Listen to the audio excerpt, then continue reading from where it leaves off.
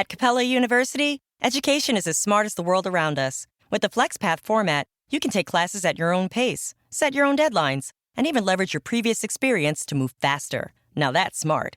Learn more at capella.edu.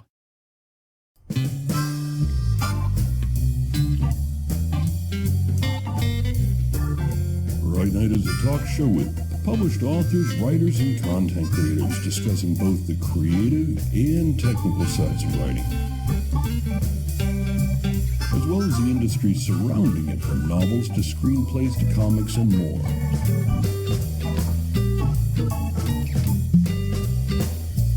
And now, here's your host, author Travis I. Sivart.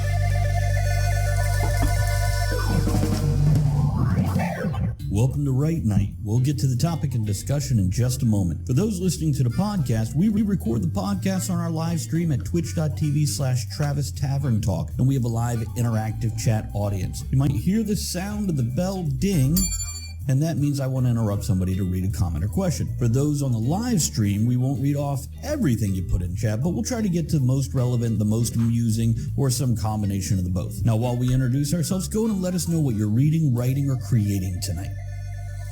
Okay, while chat puts that in there, we're going to talk to you guys. We have been on an Odyssey of Editing for 3 episodes now, where my editor, Tara, who I will have introduce herself in a moment, has joined me to go over a chapter of my latest novel, Silver and Smith and Doppelganger's Gate, Book 2 of Silver and Smith Chronicles.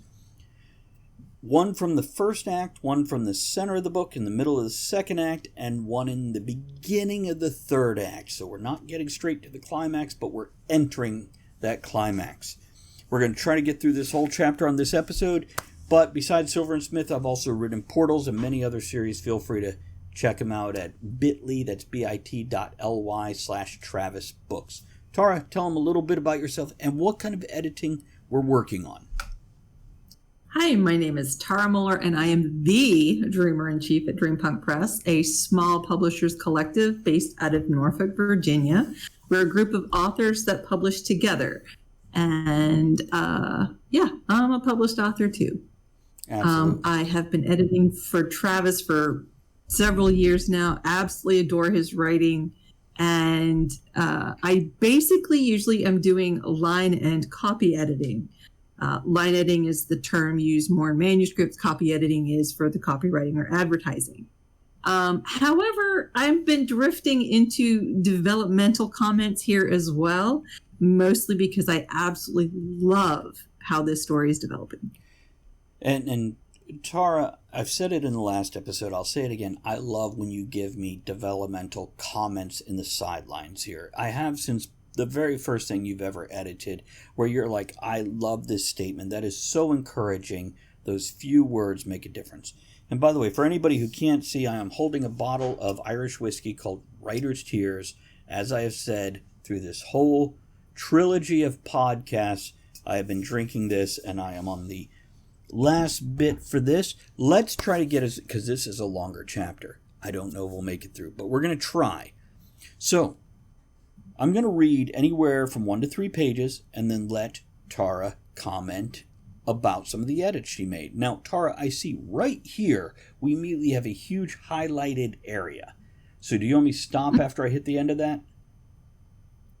Yes. Okay, I'm going to stop one chapter after that because the paragraph after that you rearranged it. So I'm going to hit that too so we can hit all that at once and then I can read a bunch. Okay? Okay. Works for me. So let me lean forward and get into my reading stance, if you will. So we're entering the third act here. We're entering the climax. And they're headed for the final big showdown. Silver and Smith, the 2 main characters. Wind whipped past Silver, and he pulled his arms against his side and dove, increasing his descent speed from the Sliver 1 to the streets of Nazca. He was buffeted from side to side, the currents clawing at his wingsuit. Worried about Hank, he looked over his shoulder to make sure the lighter woman wasn't taking a beating from the violent slipstream. Silver was astonished by what he saw. Hank soared. gliding along the tumultuous air above the city. Volcanic rents in the ground threw sulfur and flows of heat into the sky, colliding with the cooler air coming in off the ocean. But Hank took it like she had been born to fly. The woman never ceased to amaze Silver. Her graceful motions, sharp pivots, turns, and dives made the bounty hunter think of Hank's other nickname, the Hawk. It had been given to her because of her natural eye as a sharpshooter, but he had to wonder if any of her former schoolmates had seen Henrietta Smith in the air. A beam of purple, plasma-like energy sliced through the air, shattering Silver's thoughts. And I'm going to pause here to let Tara drop some comments. So I have highlighted paragraph 2 through 6, 7? 6. There are no edits in those paragraphs. But I wanted to talk, and again, I've been drifting into, my intention was copy edits, and I've been drifting into the developmental, mainly, I think, because to highlight what's so good in this book. And one of the things that I have mentioned is the relationship between Silver and Smith. And this is a turning point, I think, for Silver. He is seeing Hank in a new light. Up until this point, he's been babying just a touch, right, a little bit, worrying that he's put too much on her. He's not doing enough. He's older. He's more experienced, whatnot. And here he's worried about Hank. It's right at the beginning here. Worried. He looks over his shoulder, and it's like, why is he worried? Okay, you have Hank soaring. She's not having a problem. And he is. And the end of he is, yes. And her nickname is already the Hawk. And we already know, and we've gotten our backstory on how she got this nickname. And so it's an abbreviated version here because I'm not sure he knows the full of it.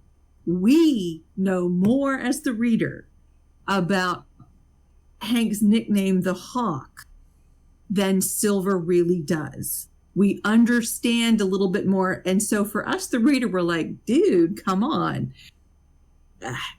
Because we've been shared this in internal monologue with Hank already.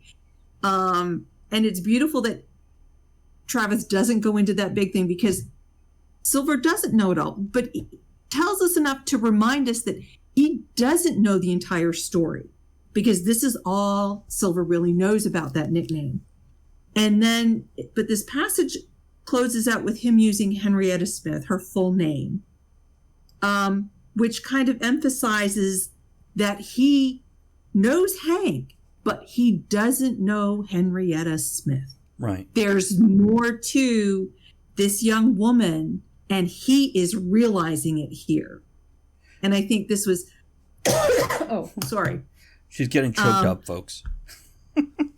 Yes, I am. Oh, I've already, not in this episode, but hey, I love and adore these characters.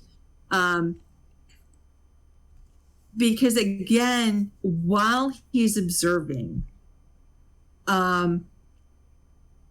there's no sexuality in this. And I've brought this up in the past 2 episodes, both, that this is it's a platonic friend relationship. And at no point in time is there ever a hint that there might be anything else. See. And in a lot of books, you get that. I love this about these characters. And while he's there, he's watching her soar. He's seeing she's graceful. And yet there's still just this awe, and there's no possessive points in here. There's nothing but total and absolute respect for a new aspect, something he didn't know about her. He expected her to be having problems. He's kind of been doing trying to do the father thing. And he's recognizing here, and I think, and we get all of that in 5 paragraphs. See, something I try to do as a writer here is Here's something I'll tell other writers out there. Our gift as writers is empathy. Even if you haven't been in that situation, to be able to put yourself in that situation and see it from that point of view. And this is almost a double mirror and what was that movie with Leonardo DiCaprio? Inception. It's almost an Inception moment where as a writer I'm empathetic, showing the empathy of Silver. We all remember, well, no, we don't all remember. This is the writer's gift. We don't remember being young and being capable. And when we're older, we look back at younger people and we're surprised when they're capable. But so many of us were capable when we're younger, not experienced, but capable. And this is what I try to bring in with these different perspectives and empathy. Wordwin says, romantic tension really annoys me, so I toss it into the boink right away, then make fun of it. Romantic tension has its place, but not in this book. Not in this book. There is a point of romantic teasing in both of the books, 2 or 3. And usually it comes up where the other character is teasing the other primary character about, hey, look at that. But it's not. I noticed you looking at that, Ensign. Right. And there's points where Hank teases Silver, and there's points where Silver teases Hank. And that's it. It's a paragraph. It's a moment. Because it's not part of this story. And it doesn't need to be. But that it's there is okay to point at and go, look, it's there. Now let's move on with the story. Okay. Good to read on? Yeah. You had read through that next paragraph because I did some changes. And again, that was making certain that things happen in order.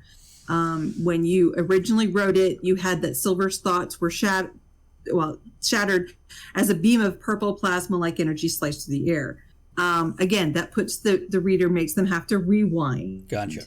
So it's better to have it a beam of purple plasma-like energy sliced through the air, shattering Silver's thoughts. So again, as a writer, beyond empathy, that's that one lesson we're looking at. This lesson is throughout these 3 episodes that we've put together with the 3 different chapters, I've learned about the word as, and I've learned about making sure you put things in order, even if it's in the same sentence, because that can break the reader's continuity and jar them out of the reading. You want to keep it smooth and flowing and in sequence as much as you can, unless you're looking to shatter that and pull them out for a moment for whatever reason. Okay. Yeah, there are times when I don't change it because there's simply 2 things happening at the same time. Or if it's M dashes, then you are breaking that to interrupt it with this. Exactly. Or if you go into that introspective 5 paragraphs. Right. But what this also did is instead of it being we're shattered, you've got that shattering. It's action. It's happening then. So you've got that action happening with the reaction in linear. So okay, reading on till either Tara shouts stop or till I hit a point where it's reasonable. So I'm 1 to 3 pages here. Hank veered, arcing between the crackling rays, pale lavender pulses. Pushing the pad on the palm of his glove, Silver activated the hover rounds on his shoulders, solar plexus, hips, and knees, and shot upward. Breaking through the thick smoke that roiled up from below, he saw the creature lumbering through the rubble of the city towards the other glyph. The creature lurched along the street, becoming steadier and more responsive to its environment with each plodding step of its thick legs. I'm going to interrupt myself here real quick. Last chapter, the big monster came out. And it's a very Cthulhu, Lovecraftian type monster. And I realize there's some negativity associated with Lovecraft at this point. But the darker monstrosities are still a fair point in writing. Thumbing the indicator on his glove, Silver sent the target to Hank's heads-up display, or HUD. Now, you've got that highlighted. Do you want to talk about that real quick before I go on? Go on. Yes, just use HUD. Did I use it previously in the book? Nope. I need to tell them what a heads-up display is? There's somebody that's not going to know what that is. No, it stops. It stops the flow here. I've got a whole little thing. You cannot do it, but it makes it sound like a lecture. Read it. I just did. No, read it again. Thumbing the indicator on his glove, Silver sent the target to Hank's heads-up display, or HUD. Mm-hmm. Right. You are narrating, you are lecturing the reader. But some people aren't going to know what the HUD is. How do I define HUD for them here? I don't think you do. I don't think you need to. How about the next HUD in the next sentence, I put heads-up display. And capitalize HUD.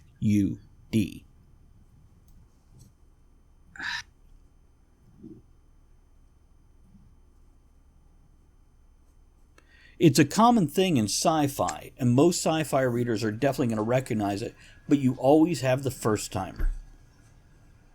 I have people that read Portals, never had read fantasy before.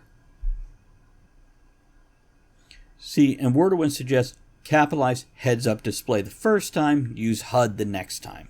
I would almost say use HUD the first time and then capitalize it the second time. What do you guys... in quick discussion here. Yeah, see, I know exactly what a HUD is. Right. And it's a head-up display, not a heads-up display. Oh, okay. Why don't you correct that part? Because I don't think you should have heads-up display in there at all. I think you should just call it a HUD. Any other opinions from anybody? Mm-hmm. Only what? Tara, you said only? Did I? Okay. We'll set this aside for now. We're going to go on with the reading. And this is something... It was a suggestion on my part. I don't think you need to define HUD, mainly because it slows down the action. You know what? Maybe I'll put sent the target to Hank's HUD, the heads-up display blinking. A green indicator light in response. I'll figure this out. There's a smoother way to put it. I do have HUD a lot in this Wordowin. You can just see those capital letters all over the place. It's only those 3 paragraphs. So, yeah, maybe the next time use heads-up display capitalized, and the third and fourth time use HUD. I'll work with it. I'll shift it around and see. Okay. To me, it felt like you might be lecturing the reader a little bit the way it comes across. The way it is. You have that now. right there, too, in the comments. Okay. Yeah. So, agree. What did I? Hold on. Now it's clicking on things. Okay. A green indicator light flashed in response on his own HUD, and the two dove in unison, splitting apart to avoid being taken out as a single target. The attacks emanated from 5 city blocks beyond the monster near the portal geoglyph. Silver's HUD lit up with the origin point, and he zoomed in on the upper left quadrant of his helmet's face. I need faceplate there. Faceplate. A face appeared in the green square on the HUD, and I could put readout there, Wordowin. I see where you're saying there's too much HUD. I hear you on that. I could put readout. It was one he'd seen twice before, framing the man who'd come to them in New York City. When all this started, Xavier Green stared up at Silver. He nodded like he knew he was being watched. Silver watched as Green punched something into his CP.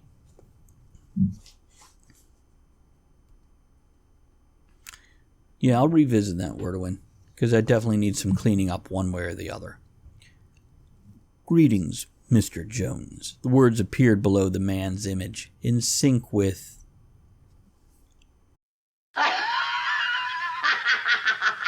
That laugh, it won the hearts of millions. But behind the laugh was a shrewd businesswoman, a mother who sacrificed relationships, and a legend tormented by fame. Lucille Ball, America's funniest woman like you've never heard before. Join me, Ben Mankiewicz, for a new season of the podcast, The Plot Thickens, Lucy.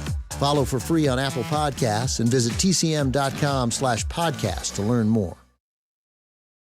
At Capella University, you're in control of your education. With the game-changing FlexPath format, you can set your own deadlines and move at your own pace. The faster you move, the more you save. Visit capella.edu to learn more. And I'll take Mans out there and put in sync with the emotionless voice emanating from the helmet's earpiece.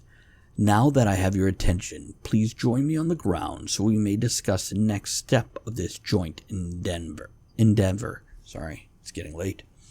Silver jerked in surprise, swerving to one side and almost getting clipped by a chunk of architecture plummeting from a building.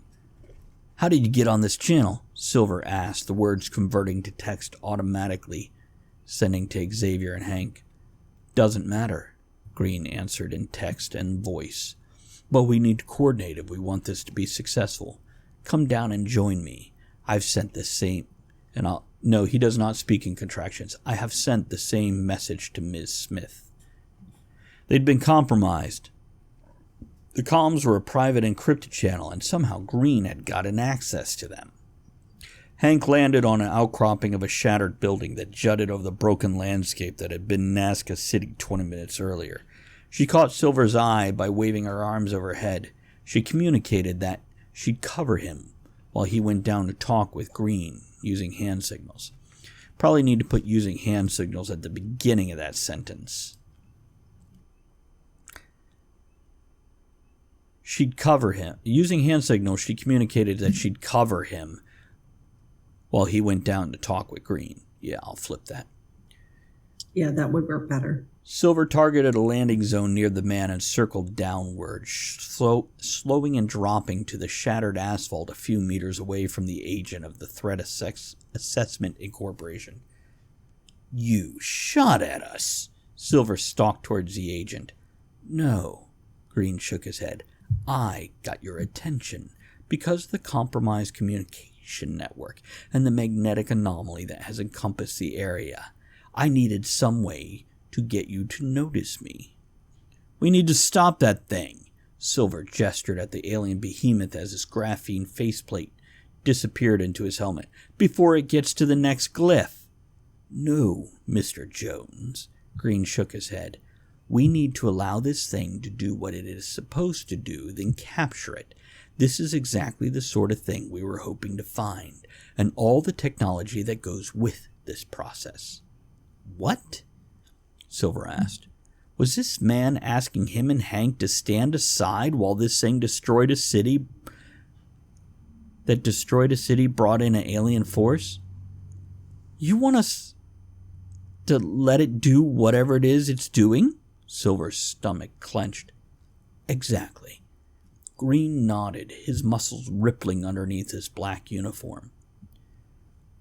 When Silver had met with Green in New York City a few weeks back, the agent hadn't been muscular.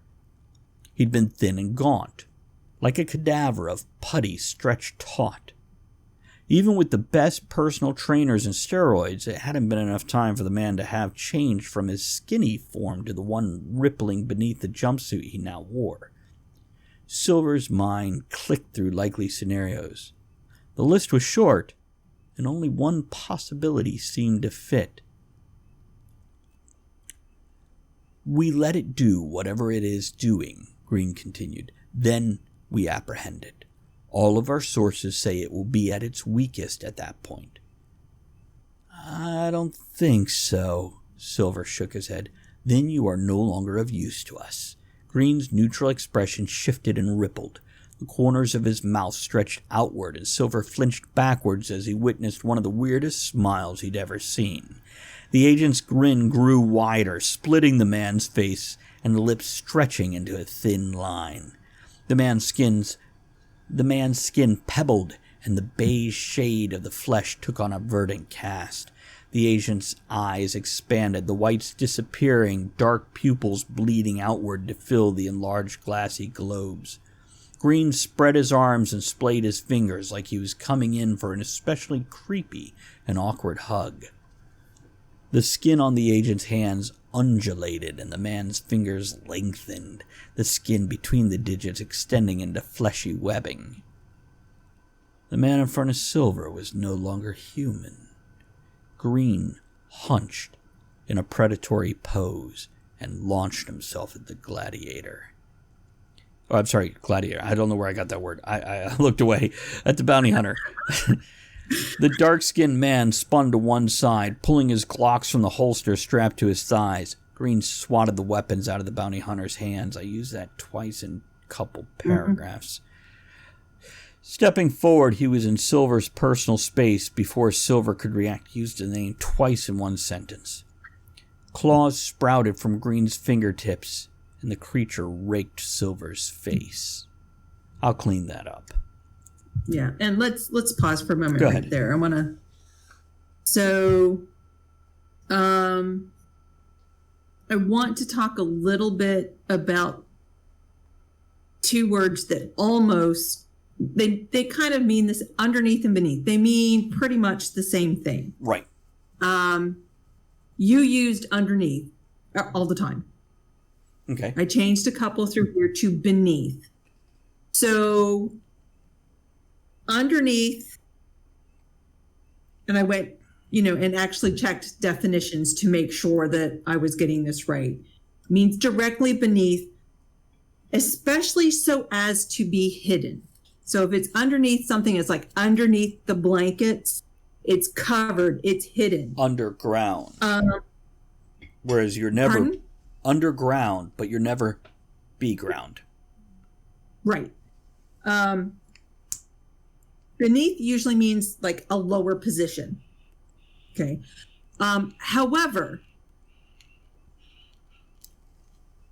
there still, when you look at the definition for beneath, it refers you to underneath. So they mean the same thing. So you can use them almost interchangeably. Now, in this one... because you can use underneath here twice, correctly, because you're talking hidden, but you use the same word twice. That's fair. So I changed one, okay? And I changed the second one because in the first instance of it, Silver is just figuring out what's going on. At Capella University, education is as smart as the world around us. With the FlexPath format, you can take classes at your own pace, set your own deadlines, and even leverage your previous experience to move faster. Now that's smart. Learn more at capella.edu. At Capella University, you're in control of your education. With the game-changing FlexPath format, you can set your own deadlines and move at your own pace. The faster you move, the more you save. Visit capella.edu to learn more. Right. So it's still hidden from him what's going on, and that green might not be. And then we go through he hadn't been muscular before. He'd been gaunt almost, and so it's not as hidden, which is why I changed the second use of underneath to beneath. Makes sense. Real subtle, but I wanted to address. And you'll see this in my edits, there's a couple of other places I changed underneath to beneath because beneath means in a lower position. So underneath doesn't really mean that. It means directly below, but not necessarily, beneath, if you're talking positional, is a better word to use. Here, that's not the case. I just changed it because you were repeating the word and to kind of emphasize, it's kind of not something we would really, as a reader, go, oh, I see what happened there. But it does, right. We do have that understanding, even if we don't, not necessarily right there on the surface, beneath the surface. So I wanted to address that there. Makes sense. Just that there's slight difference, and yes, you can use them pretty much interchangeably. But then if you are using it repetitive, think about it, which one would make more sense to change. Well, if I keep it in mind with underneath, reader. underground, that means under is unseen, beneath is below. So beneath, below, underneath, underground. For me, yeah, underneath usually implies it's something hidden. Yeah, that it's under something that is obscuring the blue, whereas beneath it would be beneath, you can still see it. But that'll be my mnemonic to help me out. Yeah. Okay. Ready? Sure. Okay. Sighting through Sydney's scope, Hank caught movement. Adjusting the distancing mechanism, she saw the hand-to-hand combat of the two men 30 stories below her. Something was wrong. Silver was pale, shaking, and looked terrified, an expression Hank had never seen on the man before. It was like an ill-fitting shirt of desperation that she imagined smelled like old mothballs and musty things, metaphorically speaking at least, that had been long locked away. She closed her eye, pressed it to the scope, opened the other, and pivoted to look at the giant creature lurching towards the east. The beast moved with a rolling gait. Can I pause you for just a moment, Travis? Go ahead. You stopped.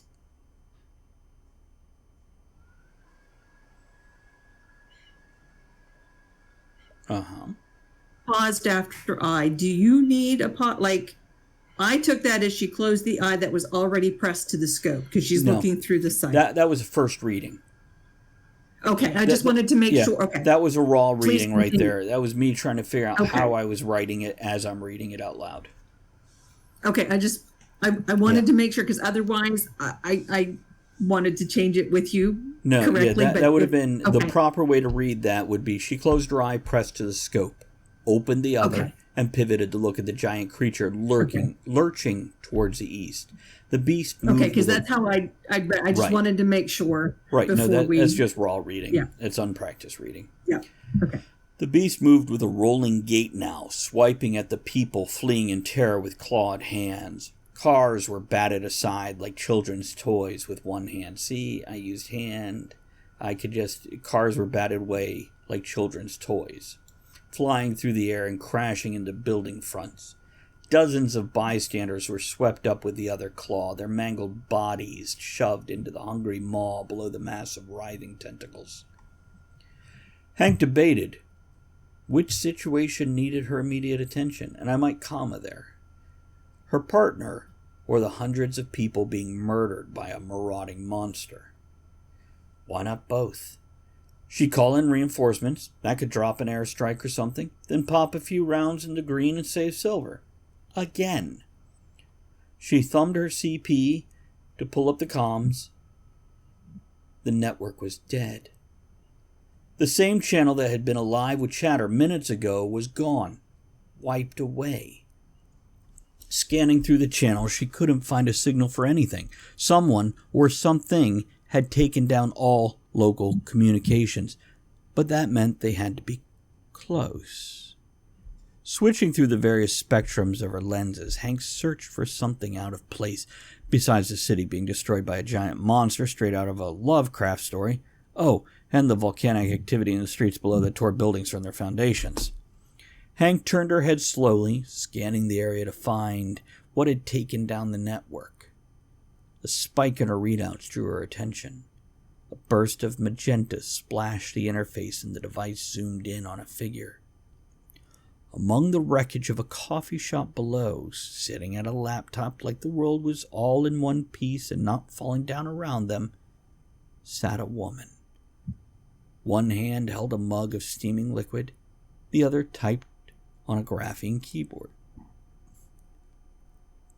I might need to pull graphene out there because I make this an antiqued laptop. Hank pulled away from the sight on top of the weapon and blinked. Pressing her eye to Sydney's scope again, she spun the zoom dial with her thumb. Kiesia Gray, in all her bored yet commanding presence, sat at a tall table in the center of the cafe. Setting the cup of joe to one side of the machine in front of her, the woman smiled as she typed. The device was an older computer, the kind they used to bring into war zones back at the end of the last century. A tough machine that could take a beating, but also woefully outdated. Pivoting to check on Silver, Hank gasped, and her finger reflexively squeezed Sydney's trigger. You need a moment, or shall I go on? Let's go ahead and just There's a couple of little things, not going to take me very long at all to go over. Go on. So, And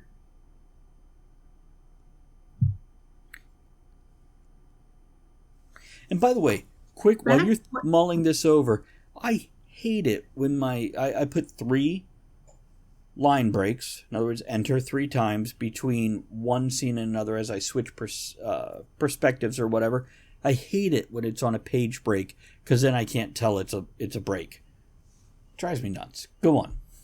Yeah. So back towards the beginning of this reading, when Hank first realized something was wrong with what was going on with Silver, you'd had it. Silver was pale, shaking, and looked terrified. Period. That was an expression that Hank had never seen on the man before. I changed it to a single sentence, which is Silver was pale, shaking, and looked terrified, an expression that Hank had never seen on the man before, with an M dash between, to emphasize that she'd never seen that on him before. This was a different reaction for him, that she'd never seen that. And that is it's kind of stylistic. There's nothing wrong with how you had it originally, but when you read through pretty smoothly. And I think it just helps emphasize that abruptness of, she's observing and she's kind of caught up at the fact that she's never seen Silver look like that before. Right. What else? And that's a way to use that M dash when you're following with a reaction, and the kind of reaction to what happened before the M dash.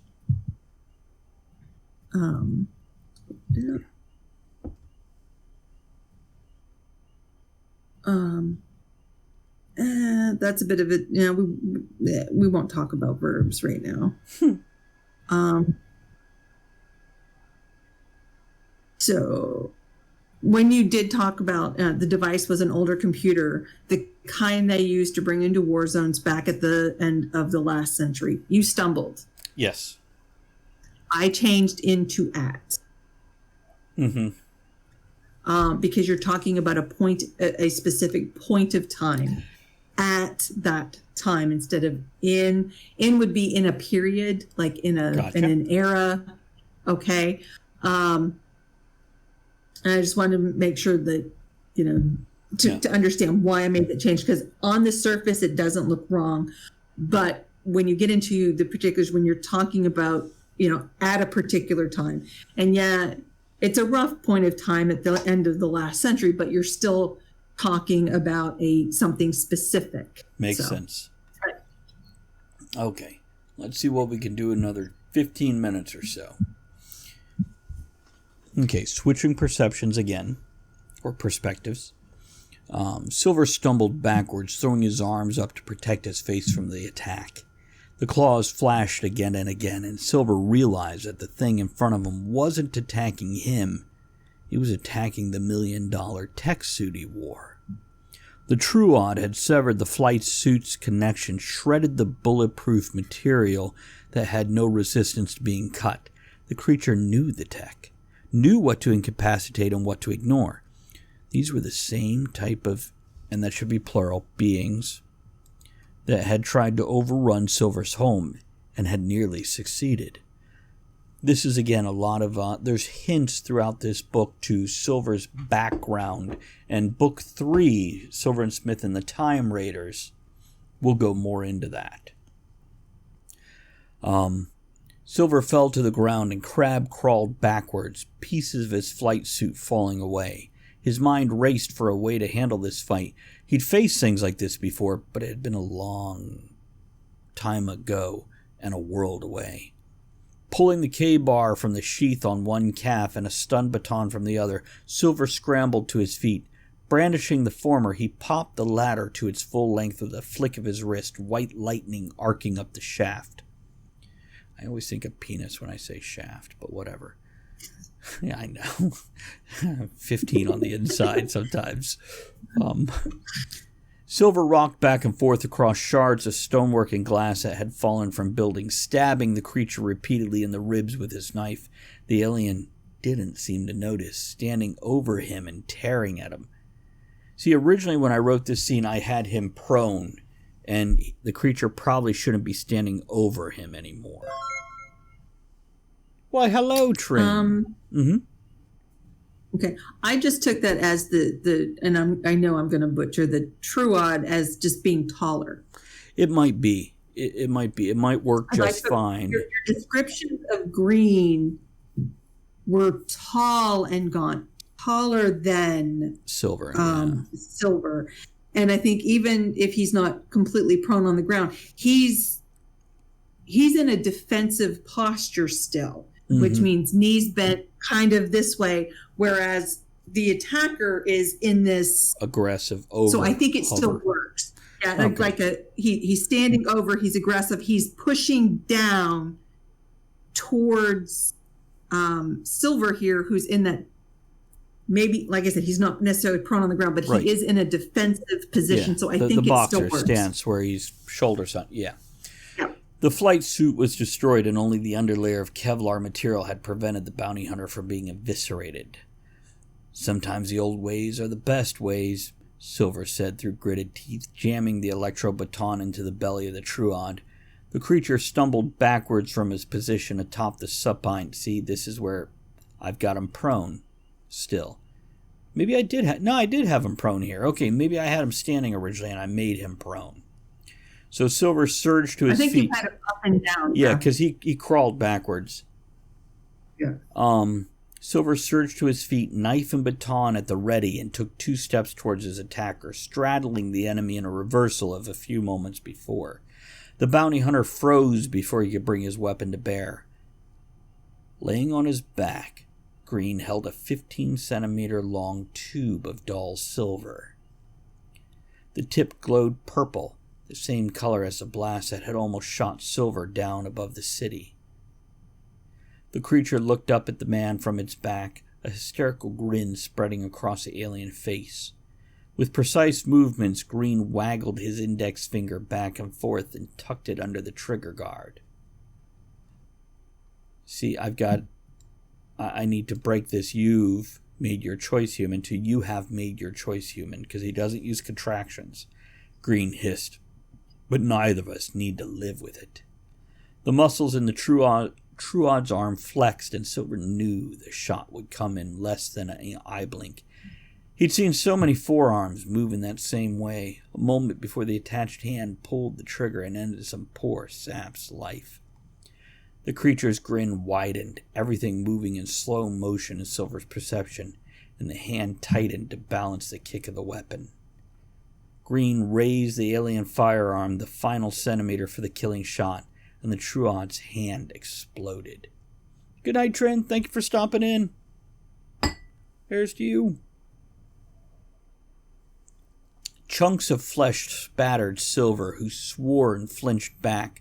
With a knee-jerk reaction, the military knife slashed down across the jugular of the enemy. Green pushed against Silver's ankle with his remaining hand, sliding out from under the man. The creature grabbed at its throat, choking, spitting yellowish bile and phlegm. The bounty hunter thrust with the electro rod, pressing it to the enemy's chest. The creature looked up as its body spasmed. It should be spasming at that point if we make those changes that you put in. Arcing in a contortion of pain. No? Nope.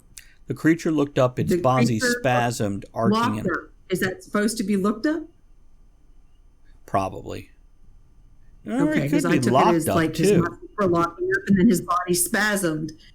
No, it could be locked up. He's already looking up. The creature. And then the other happened, and then arching in a contortion of pain. Okay. Thank you for those points, Trey.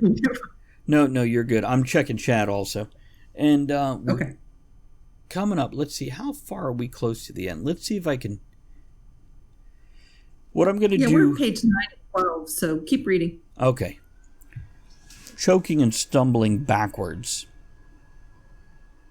Maybe choking while stumbling backwards. the muscles of his torso and throat locking. Green move backwards. We got backwards in the two. Same sentence. Need to change that.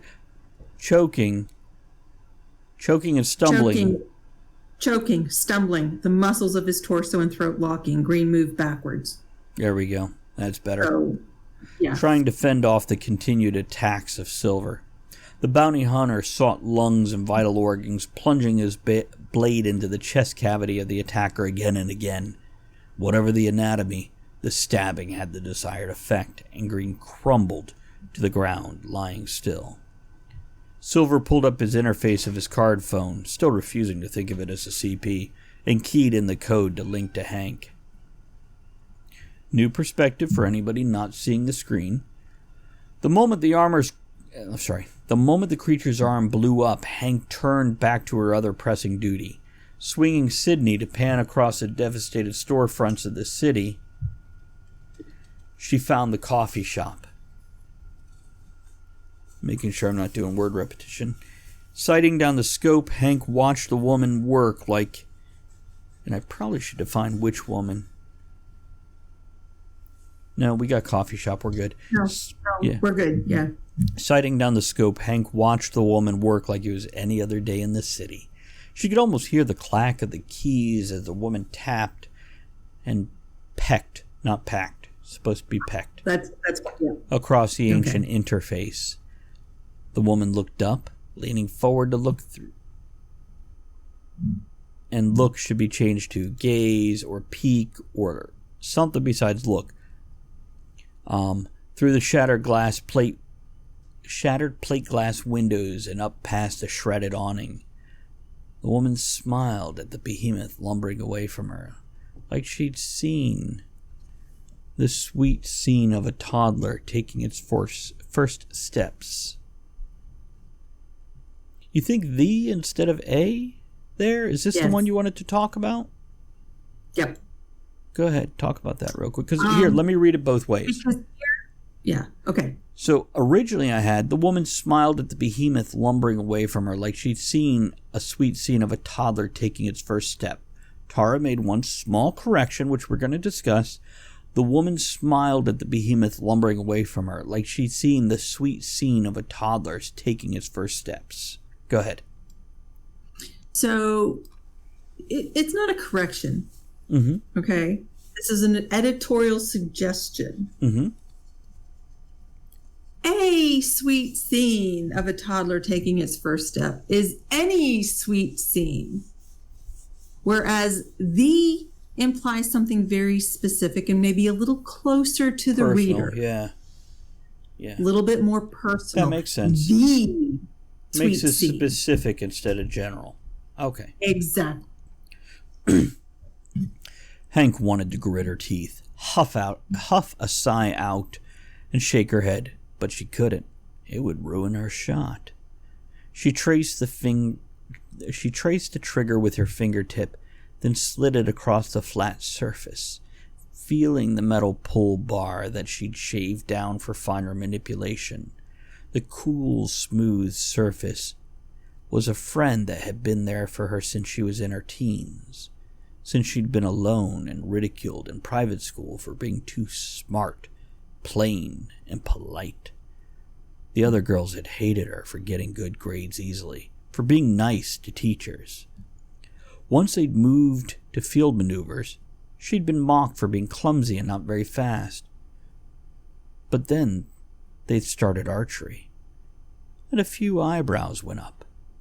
Switching over to target practice with a rifle, a lot of the teasing stopped when she clustered center with 6 out of 10, and only 1 out of 10 missing the center mass.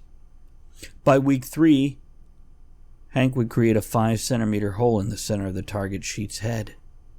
Skeet shooting with moving targets of clay discs being catapulted through the air, with her hitting almost every single one, had stopped almost all the teasing. Except for Melinda Rickenbacker, who'd caught her in the hall one day after classes and slammed her against the lockers. The girl had made it clear that Henrietta was nothing more than a low-class wannabe whose father was nothing more than some second-rate archaeologist not worth thinking about except to laugh at. The encounter appeared to end with Hank on the floor, crying and clutching her tablet to her chest. She hadn't even realized she was going to throw the device until Melinda's head snapped forward and the girl went down, her face smashing into the floor.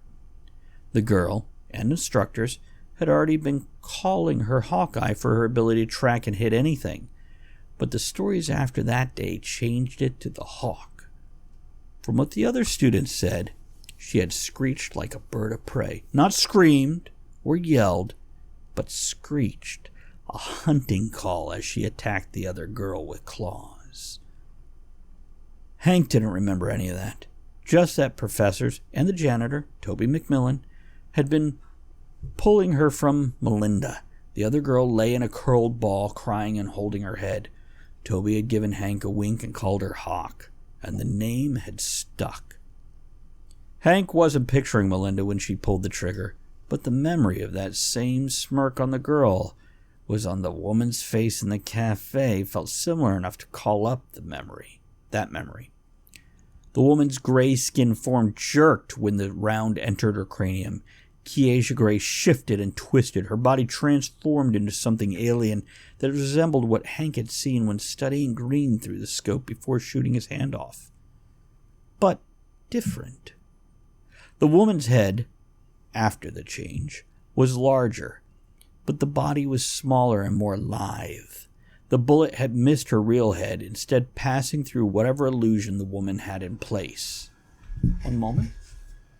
I gotta let a kitty in the office. Come on. There you go, sweetie. When the kittens call, you gotta answer. She needs her private time.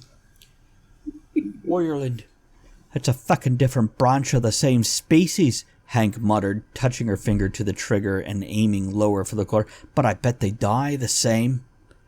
The next round ruptured the chest cavity, taking the creature in a glancing shot to her side, which she spun away, dropping to the floor of the cafe.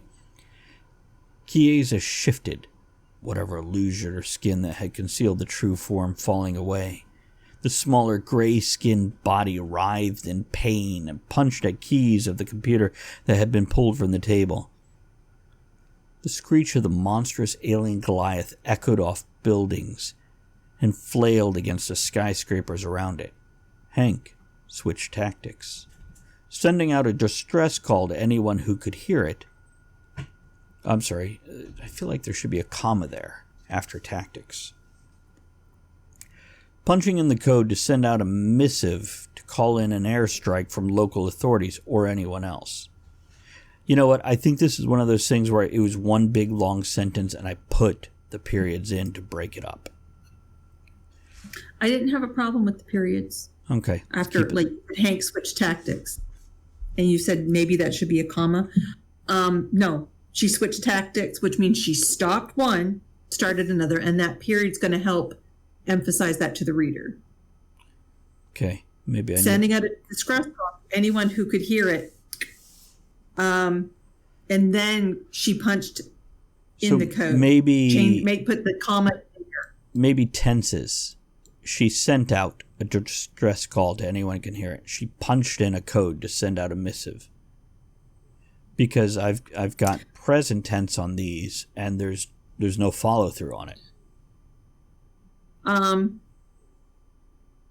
Right. But what I would do is rewrite it. Sending out a distress call to anyone who could hear it, comma. She punched in the code to send out a missive to call in an airstrike. That's fair. Yeah. And we're almost done with this chapter. Well, hello, Kennedy. Give us just a moment. We're almost finished up with this chapter. Good to see you. And by the way, Kennedy is one of the gentlemen that put a story into one or more of your anthologies. Joseph Kennedy. Yep. So, it does. I agree, Wordwin. Missive threw me off as I was reading it. I think maybe message is just better there.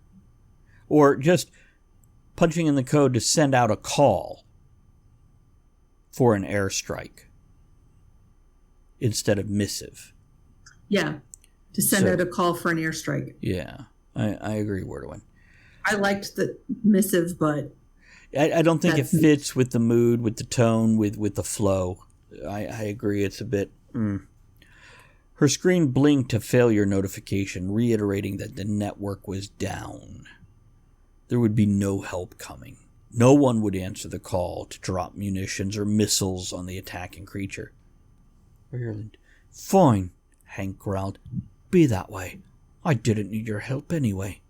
Hank threw herself off the building, slapping her suit's hover rounds to launch herself into the air. And that's the end of that chapter. So let's see. Wordwin, I don't think plea works right there because Hank is in no mood to beg. She's pissed. She's done. She's doing what needs to be done. Tara, any closing thoughts on all this? And then we'll wrap this up. Yeah, just kind of running through to see if there was anything I really... I know on that last page, there were a lot of as's that I changed to the gerund form of the following verb in order to keep that momentum going rather than the reader having to kind of stop and put it back in. Most of it there, I did change one as to when simply because, so you weren't having that repetition of as. And then when kind of implies a reaction to something as well. Right. So when Kaisia spun away, all right, instead of as she spun away, when implies reaction to something by it just happening. Kiesia. Kiesia, yeah. And I only know that because I've had a half dozen Kiesias that I've spoken to at work. So that's what I just wanted to kind of talk about in that little bit there. Taking out, when you want the action to keep going, to pick up that pace. If you've got too many as in there, it's a pause, and you don't want that. So, nope. The as is the abbreviated version of as he did, as she did. It's just mid-sentence instead of end of sentence. Yeah. And by the way, Wordwin, demand is a fairly reasonable word to use there because she is feeling a bit, not, And Kennedy says she's hankering to kick some tail.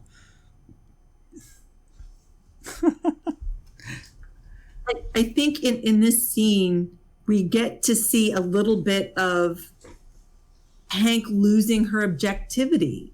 In the other scenes, in the other two chapters that we've gone over, in the other two episodes, we saw instances of Hank being able to take that step back, very calmly assess the situation, and make a very logical choice in what could be an emotional situation.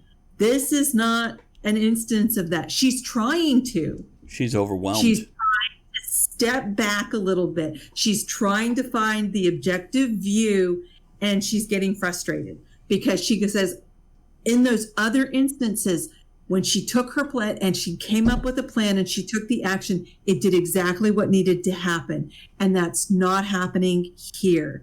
And so we're seeing that little bit of anxiety, that little bit of frustration come through here. And that's in some of those word choices there.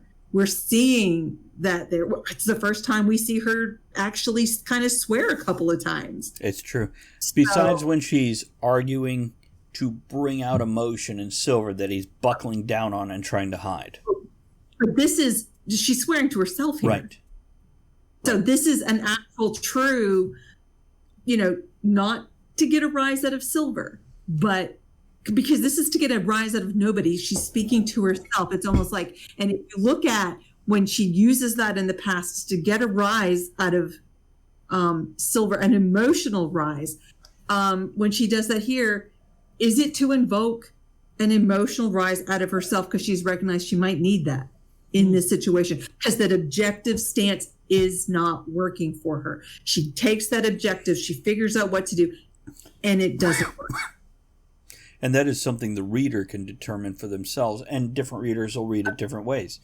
And right. that's fair. The reader reading this, they're not going to take that critical, oh, look at this. Now she's swearing to herself and it's doing, right. No, it's just kind of, they're going to get that sense. They're right. going to understand what's going on, even if it's not something that they can objectively right. as a reader sit down back they and will say, go, hey. oh, she's pissed now. And some might go exactly. One way, but they all understand what's happening. Yeah. Okay, let's wrap this up. Tara, as I've said, do you have more before we wrap this up?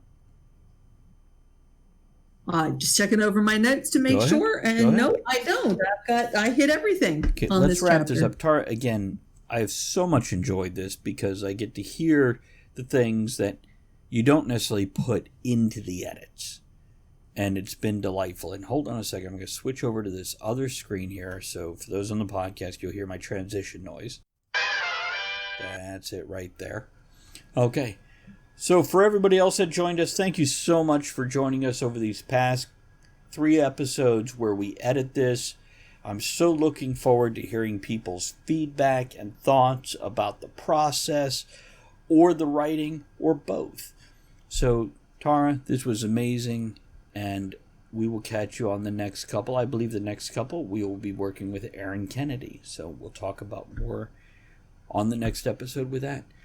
Good night, guys. Let's get some outro stuff here, and we will catch you again next time. Before we go, I want to remind everyone that you can email us at writenightshow@gmail.com. That's right with the W, night with an N, show@gmail.com. To let us know your thoughts on the show's topic, suggest other topics you'd like to hear us discuss, or just have a message read out on air to someone in your life. Thanks to everyone for supporting the show by downloading the podcast, sharing it on social media, grabbing some shirt stickers and mugs from bit.ly/tavern merch, or barware patches and hats from bit.ly/tavern merch too. It's bit.ly/tavern merch or tavern merch followed by the number 2. Thanks to everyone who joined us live at twitch.tv/Travis Tavern Talk, and everyone who supports the tavern by subscribing, hosting, throwing bits, raids, and most of all, commenting.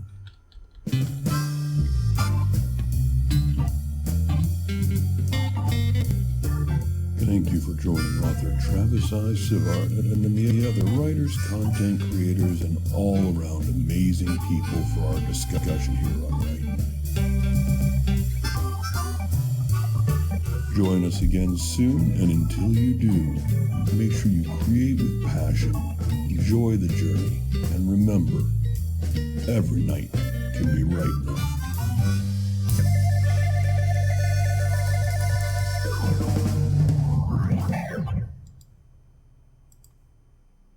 Sling TV, built to save you money and bring you the channels you love, including ESPN, AMC, HGTV, and more.